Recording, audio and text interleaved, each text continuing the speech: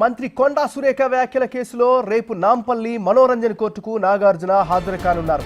నాగార్జున పిటిషన్పై నాంపల్లి మనోరంజన్ కోర్టులో ఈరోజు విచారణ జరగగా నాగార్జున తరపు సీనియర్ కౌన్సిల్ అశోక్ రెడ్డి వాదనలో వినిపించారు. విచారణ జరిపిన కోర్టు రేపు నాగార్జున స్టేట్మెంట్ రికార్డ్ చేస్తామని తెలిపింది. నాగార్జునతో పాటు సాక్షుల వాంగ్మూలాలని రేపు నమోదు చేయాలని నాగార్జున తరపు లాయర్ అశోక్ రెడ్డి కోరారు. తదుపరి విచారణ రేపటికి కోర్టు వాయిదా వేసింది.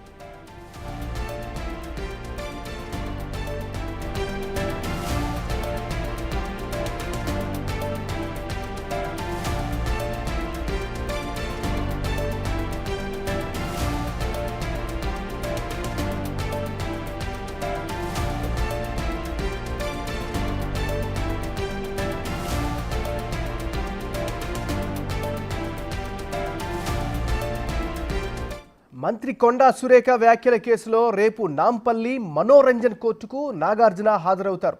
నాగార్జున పిటిషన్పై నాంపల్లి మనోరంజన్ కోర్టులో ఈరోజు విచారణ జరిగింది. నాగార్జున తరపు సీనియర్ కౌన్సిల్ అశోక్ రెడ్డి వాదనలు వినిపించారు. విచారణ జరిపిన కోర్టు రేపు నాగార్జున స్టేట్మెంట్ రికార్డు చేస్తామని తెలిపింది.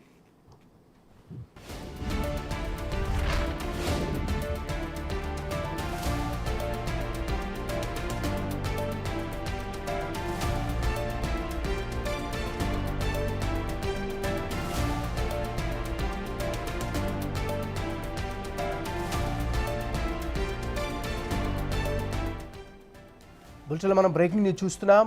మంత్రి కొండా సురేఖ వ్యాఖ్యల కేసులో రేపు నాంపల్లి మనోరంజన్ కోర్టుకు నాగార్జున హాజరు కానున్నారు. నాగార్జున పిటిషన్పై నాంపల్లి మనోరంజన్ కోర్టులో ఈరోజు విచారణ జరిగింది. నాగార్జున తరపు సీనియర్ కౌన్సిల్ అశోక్ రెడ్డి వాదనలు వినిపించారు. విచారణ జరిపిన కోర్టు రేపు నాగార్జున స్టేట్మెంట్ను రికార్డు చేస్తామని ప్రకటించింది. నాగార్జునతో పాటు సాక్షుల వాంగ్మూలాలన్నీ రేపే నమోదు చేయాలని నాగార్జున తరపు లాయర్ అశోక్ రెడ్డి కోరారు. తదుపరి విచారణ రేపటికి కోర్టు వాయిదా వేసింది.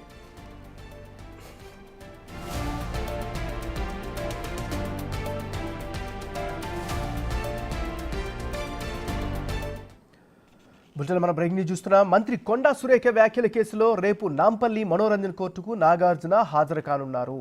ఇదే అంశానికి సంబంధించి మరింత తాజా సమాచారాన్ని మా రిపోర్టర్ రానా లైవ్లో అందిస్తారు. రానా, చెప్పండి, కోర్టు ఎలాంటి ఆదేశాలు ఇచ్చింది, రేపు ఏం జరుగుతుంది? పరునష్టం కేసులో ఇప్పటికి దాదాపు 15 పారాగ్రాఫుల దాకా కూడా నాగార్జున తన సినీ జీవితం గురించి, తన బిజినెస్ గురించి, తన కుటుంబ సభ్యుల యొక్క వారు ఏమేమి చేస్తారు అనేది కూడా ఉటంకిస్తూ, దాంతోపాటు మొన్న మంత్రి కొండా సురేఖ చేసినటువంటి కామెంట్స్ను దాంట్లో తెలుగులో కూడా ఆ యొక్క పిటిషన్లో ఆయన పెట్టడం జరిగింది. దీనిపైన 100 కోట్ల రూపాయల వరకు కూడా పరువు నష్టం దాగా వేస్తున్నట్టుగా ఆయన చెప్పిన నేపథ్యం ఏర్పడుతుంది. దీనిపైన ఇవాళ పూర్తి స్థాయిలో విచారణ అయితే కొనసాగలేదు. అయితే పిటిషన్ వచ్చిన తర్వాత సాక్షులుగా అంటే రేపు ఆయన స్టేట్మెంట్ ఇవ్వాల్సి ఉంటుంది కాబట్టి నాగార్జున పిటిషన్ కాబట్టి ఖచ్చితంగా కూడా ఇవాళ ఆయన హాజరు కాలేదు. దీని నేపథ్యంలో రేపటికి ఆ పిటిషన్ని వాయిదా వేశారు. దాంతోపాటు 2-3 నిమిషాల పాటు వాదనలు జరిగిన తర్వాత రేపటికి కోర్టు వాయిదా వేసిన నేపథ్యం కాబట్టి రేపు సాక్షులు అంటే యార్లగడ్డ సుప్రియ, అలాగే మరొక వ్యక్తి వెంకటేశ్వర్లు, మరొక ఎవరైతే పిటిషనర్ దారినటువంటి నాగార్జున రేపు కోర్టుకు వచ్చి స్టేట్మెంట్ సాక్ష్యం ఇవ్వాలని కూడా కోర్టు కోరినటువంటి నేపథ్యంలో రేపు వాయిదా వేసినటువంటి నేపథ్యం ఏర్పడుతుంది. అయితే రేపు కోర్టుకి నాగార్జున వస్తాడా రాదా అనేది కూడా ఒక మీమాంస అయితే కనపడుతుంది. ఎందుకంటే ఆయన మాత్రం అనేక రకాలుగా కూడా కొన్ని అంశాలను కూడా దాంట్లో ప్రస్తావించారు. కాకపోతే కొండా సురేఖ సంబంధించిన న్యాయవాదులు చెప్తున్నది ఏంటంటే గతంలో జరిగిన కొన్ని సంఘటనలు బేస్ చేసుకుని ముఖ్యంగా ఫిల్మ్ ఇండస్ట్రీలో అలాగే కొన్ని చోట్ల వినపడుతున్న అంశాలు మాత్రమే అక్కడ ప్రస్తావించారు. దాని వ్యాఖ్యలు కూడా ఇప్పటికే వెనక్కి తీసుకున్నారు. కావాలనే నాగార్జున ఈ అంశాన్ని డ్రాగ్ చేస్తున్నాడు అనేది కూడా ఆమె చెప్తున్న వర్షను.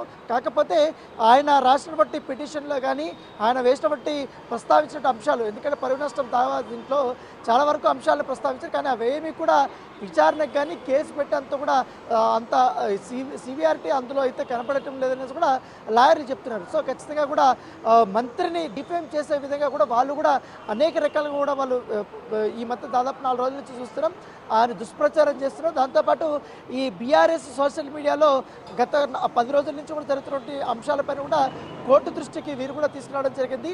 ఒక బీసీ మహిళ మంత్రిగా ఉన్నప్పుడు ఆమెని ఈ రకంగా కూడా వేధించారు. ఎందుకు వేధించారు, దాని వెనుక ఉన్నటువంటి కారణాలు ఉన్నటువంటి వ్యక్తుల గురించి మాత్రమే ఆమె ప్రస్తావించారు.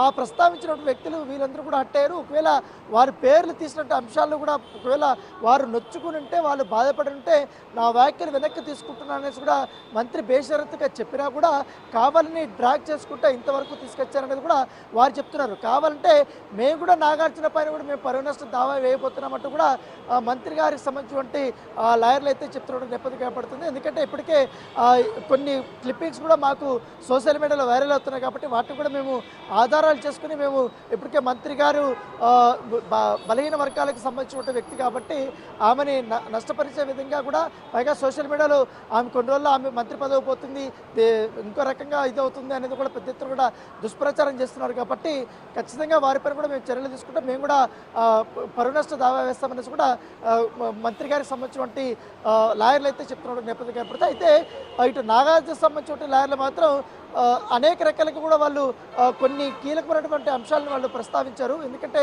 దీనివల్ల ఇట్లా ఒక బాధ్యతమైనటువంటి మంత్రి హోదాలో ఉన్నప్పుడు ఈ వ్యాఖ్యలు చేయడం వల్ల మేము బిజినెస్ మ్యాన్స్గా ఉన్నాం, పైగా సినిమా ఇండస్ట్రీలో ఉన్నాం, పైగా మా వైఫ్ కూడా ఒక సోషల్ యాక్టివిస్ట్గా ఉంది, ఆమె కూడా సమాజంలో ఒక మంచి పేరు ఉంది కాబట్టి దీనివల్ల కూడా మాకు చాలా వరకు పరువు పోయిందనేసి కూడా వాళ్ళు ప్రస్తావిస్తున్నారు. ఖచ్చితంగా దీనిపై కఠిన చర్యలు తీసుకోవాలని చెప్తున్నారు. అయితే మంత్రి గారు ఏ సందర్భంలో ఎందుకోసం ఎవరిని ఉటంకిస్తూ ఈ మాటలు మాట్లాడారు అన్న అంశాన్ని కూడా చాలా క్లియర్గా చెప్పారు. సో దాన్ని వాళ్ళు ఇంకోలాగా అర్థం చేసుకుని ఈ రాద్ధాంతం చేస్తున్నారు అనేసి అయితే మంత్రి సురేఖకు సంబంధించినటువంటి లాయర్ అయితే చెప్తున్నారు. Thank you Rana.